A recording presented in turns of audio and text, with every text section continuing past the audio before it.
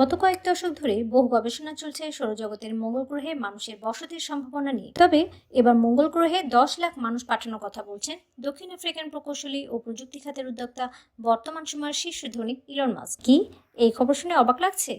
সম্প্রতি সামাজিক মাধ্যম এক্সে এক পোস্টে এই পরিকল্পনার কথা জানান তিনি। ইলন মাস্কের প্রতিষ্ঠান স্পেস এক্সের স্টারশিপ রকেটের সক্ষমতা নিয়ে সামাজিক মাধ্যমে তোলা প্রশ্নের জবাবে তিনি বলেন, খুব শীঘ্রই মঙ্গলে 10 লাখ মানুষ পাঠানো হবে। তিনি তার রকেট নিয়ে যথেষ্ট আত্মবিশ্বাসী। টুইটে মাস্ক বলেন, মঙ্গলে আমাদের উদ্দেশ্য সঠিকভাবে আমরা পূরণ করতে পারব। একদিন পরিস্থিতি এমন হবে মঙ্গলে যাওয়া হবে পাশের দেশে ঘুরতে যাওয়ার মতো। স্টারশিপ হচ্ছে যাত্রীবাহী মহাকাশযান, যা এ যাবৎকালের সবচেয়ে বড় ও শক্তিশালী মহাকাশযান।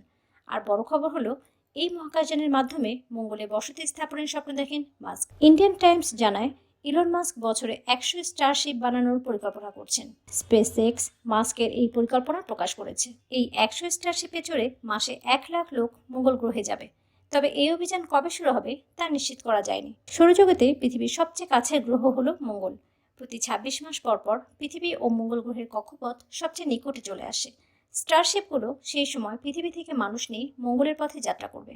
পৃথিবী ও মঙ্গলের আবর্তনকাল ও ক্রান্তি বৃত্ততলের ঘূর্ণন গতি প্রায় একই রকম হওয়ায় মঙ্গল গ্রহের দিন রাত্রির সময়কাল ও ঋতুচক্র পৃথিবীর অনুরূপ। তবে মার্কিন গবেষণা সংস্থা নাসার মহাকাশ বিজ্ঞানীদের গবেষণা থেকে জানা যায়, মঙ্গল গ্রহ পৃথিবীর চেয়েও অনেক ঠান্ডা, আবহাওয়ার পরিস্থিতিও কঠিন।